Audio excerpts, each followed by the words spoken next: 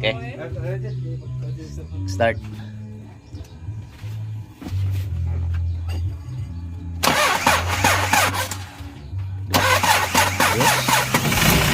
Dos.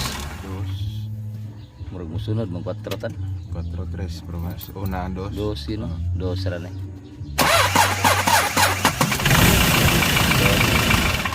Dos yun. Dos. Kanaan na to dia mo kuan mi sigang oil indicator. Ja ni sigang oil indicator ja. Start daw. Di mo kita. Siga. Naman? Palong? Hindi gandar? Oh, Mapalong siya di gandar? rundo mo. Palong man. Okay, sige.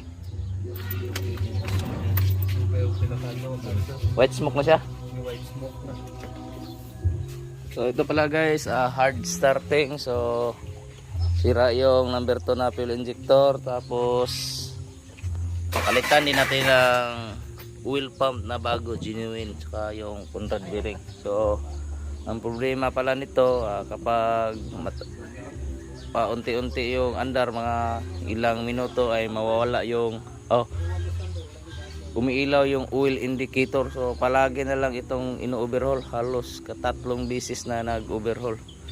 So kahit ilang beses pa tayo mag-overhaul, kung sira yung oil pump natin, so useless pa rin. So kailangan natin ng bomba na bago. So ito, overtime tayo dito ngayon sa Marble. So linggo ngayon. Okay. August 21, 2022. So ito yung oil pump strainer niya. Napaka barado. So wala na naman. Wala gabas yo. Singaw na naman. So tingnan natin yung injector washer nito sa injector ngayon. Isa na natin i-upload. So guys, ito na po yung injector number 2. Kung pansinan natin itong ano niya, maliit dito yung ano niya, sa may hawak, o tapos dito malaki. So nagano na siya, na-deform na yung nozzle tip. So ito yung nag-backlick sa number 2. So ito po yung nangyari sa number 3 na injector. Napakatigas tanggalin ngayon kasi nagkaroon ng singaw. So baliktad yung pagkakabit ng fuel injector, lock niya baliktad. So dapat ganito. So nangyari ngayon, pagtanggal namin, ganito na ang posisyon niya. So baliktad, so nagkaroon ng singaw, kaya matagal itong tanggalin ang number 3. So sa number 1 at number 2 walang singaw, pero yung ano niya, injector nozzle, so na-deform na siya. So tingnan natin itong hinilaan natin na nagka-cause ng carbon build-up at dahilan rin ng ano, nagkabara doon sa oil pump strainer. Ito po yung ano niya, singaw. So kaya matagal tanggalin itong ano, carbon build-up niya sa injector number 3. Ito yung mga singaw, yung may carbon dito. So tingnan natin yung injector washer niya. Ito yung mga singaw. So ito yung singaw. Ulay washer tan? Ulay washer. So singaw pa rin ito ano. So dalawa yung may singaw, sa number 4 at saka sa number 3. So yun yung backlick. So ito yung dalawa singaw. Isa lang yung okay. So guys, ito dagdag kaalaman. So ito yung oil pump, gas na masyado. Tapos kung ikutin mo, parang may sayad na. So kahit anong overhaul na gagawin natin, kahit sa PCI D4VH, kung mag-overhaul tayo, laging tingnan yung oil pump palagi. Kasi hindi naman yan masisira yung mga bearing, yung mga turbo, kung ano okay yung supply ng ano natin sa oil pump. Pwera na lang kung ano, may leaking talaga sa langis ng mga oil seal natin, saka sa crankcase or sa mga hose ng oil system, yung sa flexible na alternator. So ito palagi yung tingnan natin, kasi katulad nito, halos ilang beses nang napa-overhaul, so hindi tiningnan yung oil pump. So, useless yung overhaul kung hindi ito mapapalitan. So, ang gagawin, visual check, ikutin kung okay pa ba. Ano man? Overheat ba ito yung wag ipatrabaho na yun? Agi. Buak ko ginoon. So, guys, ito yung sa Conrad bearing sa number 1. So sa video para siyang magaspang, pero kung anuhin natin sa kuko natin, okay pa naman siya. So ito nga yung ebidensya na bagong general overhaul, kasi bago itong ano niya, Conrad bearing. So hindi na tayo magpalit ng Conrad bearing kasi na-check natin. Ito sa number 1 talaga ito. Ito yung pinakamalayo sa supply ng langis or sa oil. So okay pa, oil pump lang papalitan namin. So guys, ito po yung injector washer niya na singaw. So itong sa number 3 napakasingaw. Yan, halos ano na naman dito. Nabutas na naman. Ito kakasimula pa lang itong ano na to. So singaw na rin ito.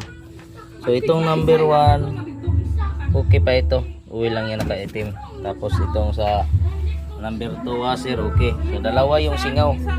So yun yung dahilan ng pagka stack up ng oil pump strainer, itong mga carbon build up na ganito.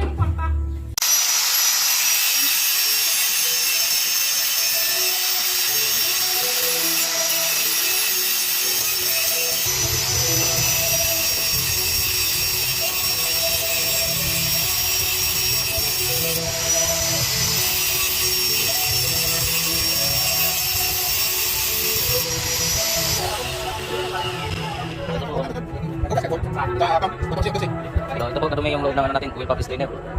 So ganyan. So ito yung dahilan na nasisira din yung oil pump natin. So ito yung carbon build up na dahilan ng singaw ng feed injector. Kung makikita nyo yung screen, okay, kaunti na lang yung may butas. So maswerte sa supply ng langis. So ito guys, ito kakapal yung carbon nya.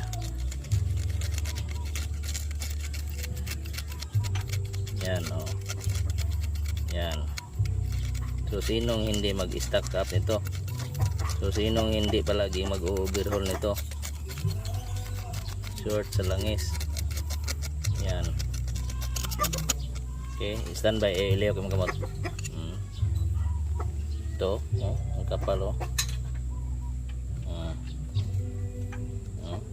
So, daming naka ano. Yan. So, sobrang linis na po ng oil pump strainer natin. So, ibabalik na natin ito.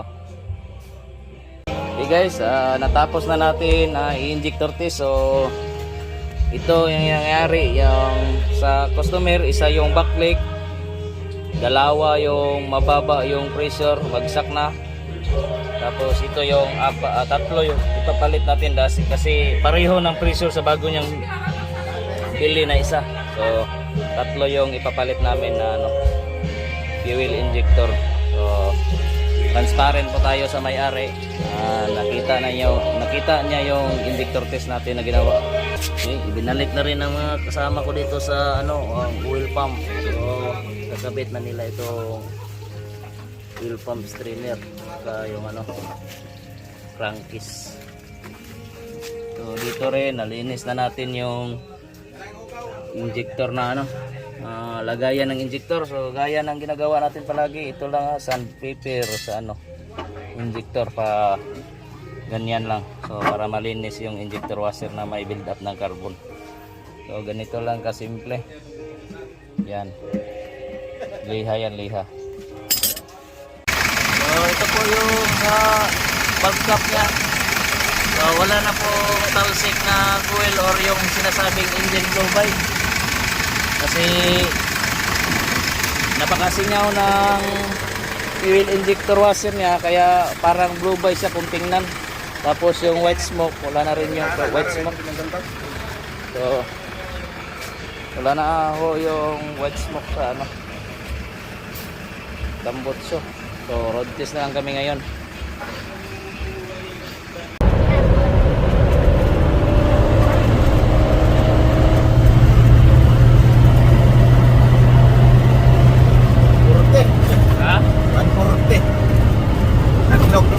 Adlok na yung 140. Adlok, gusog naman kaya.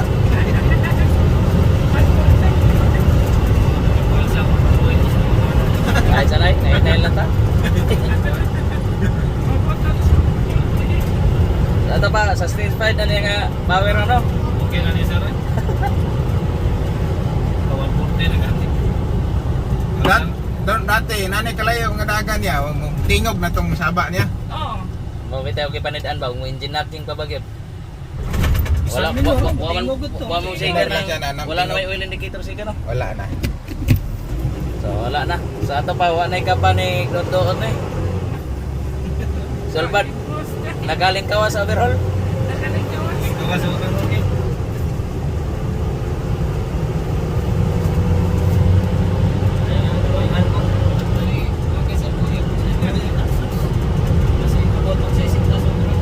Ini dagan, no, gabi klaro.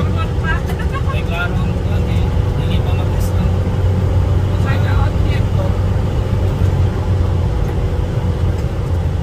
Hindi na-test din ang pag-tip na. Kani, kato isa ka pick up, layo-layo na gito, piano na ginagukuron ba? Lagi? Nanay nga dagat.